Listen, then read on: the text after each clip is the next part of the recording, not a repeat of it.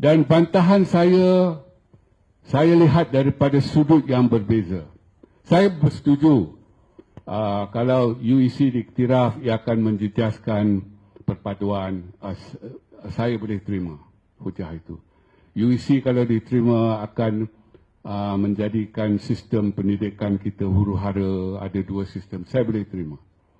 Kalau UEC diterima, ini akan mengetepikan bahasa Melayu. Saya boleh terima. Tapi hujah saya, UEC tak boleh diterima.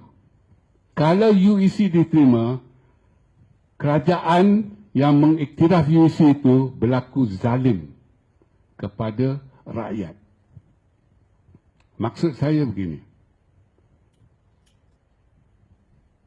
Mereka yang ambil UEC ni, setiap tahun anggarannya 10,000 saja.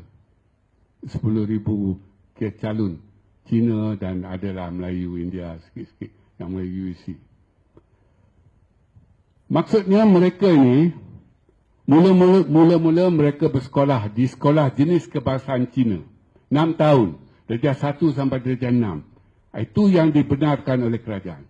Apabila mereka habis darjah 6 di sekolah rendah jenis kebangsaan, mereka sepatutnya pergi ke sekolah menengah kerajaan.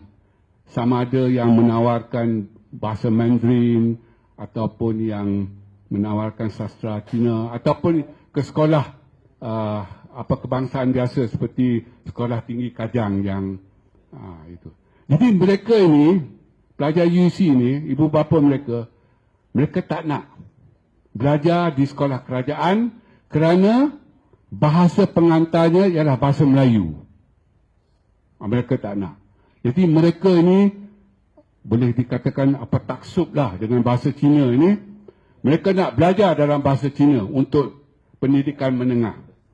Jadi mereka ke sekolah persendirian Cina. Maksudnya mereka tak yakin.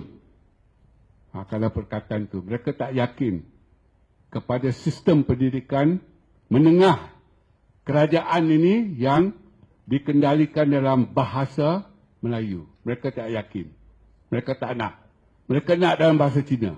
Tak apalah, pergilah. Sebab kita negara demokrasi, demokratik dan negara kita membenarkan liberalisasi dalam pendidikan. Tak apa, pergi. Dan mereka pergi. Mereka tahu akibatnya. Kalau ke sekolah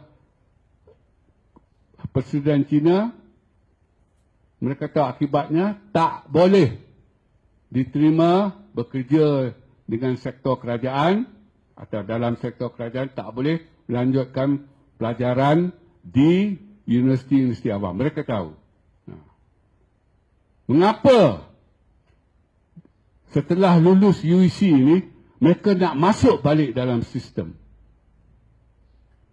Ini cukup tak adil kepada orang Malaysia yang berada dalam sistem. Dan lagi tak adil kepada anak-anak Cina yang berada dalam sistem.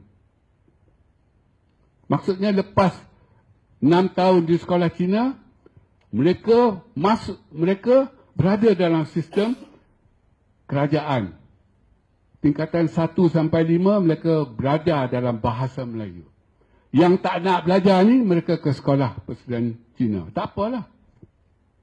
Jadi di penghujung Dongzong nak kerajaan iktiraf supaya anak-anak Cina dan juga ada Melayu sedikit ke India sedikit di sekolah Persekutuan Cina ini boleh masuk dalam sistem balik, bekerja dengan kerajaan dan juga belajar di IPTA. Cukup tak adil.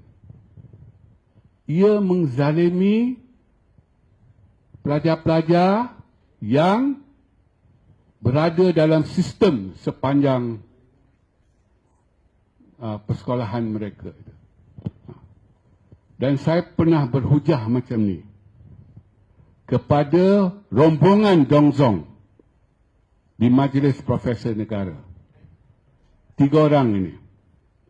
Pensyarah dari tiga orang ini, wakil Dongzong ialah pensyarah dari Universiti Tengku Abdul Rahman.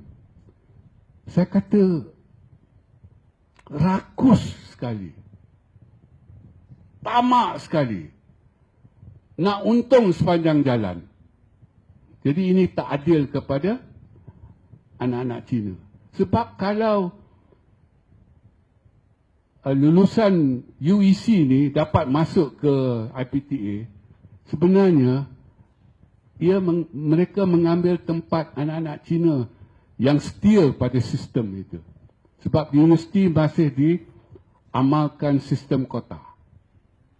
Kalau tidak diamalkan sistem kota, maka kita akan dapati satu-satu fakulti itu akan dipenuhi oleh pelajar daripada satu kaum saja. Sebab ada sistem kota, maka ada Cina, India, Melayu, orang asli dan sebagainya. Saya bertanya kepada wakil Dongzong, rakus sekali engkau orang ni. Mereka tak dapat jawab sampai akhir. Kalau kita kata ini akan menjejaskan bahasa Melayu, mereka ada jawapan. Ini akan menjejaskan perpaduan, mereka ada jawapan. Ini akan menduakan sistem pendidikan, mereka ada jawapan. Ini rakus sekali. Ini mengkhianati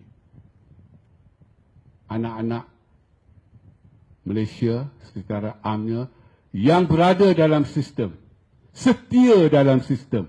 Engkau orang tak setia dalam sistem, kan?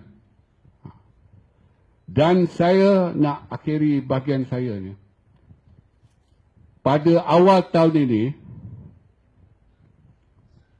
pengurusi Dongzong telah membuat kenyataan akhbar dalam The Sun bahawa mereka tak nak buang masa lagi lah tentang pengiktirafan ini.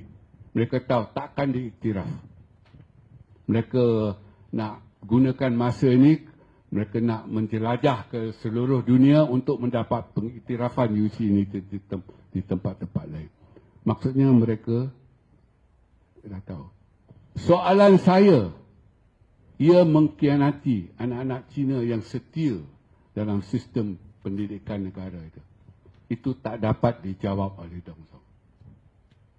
Saya main dengan faktor itu saja. Sekian, terima kasih.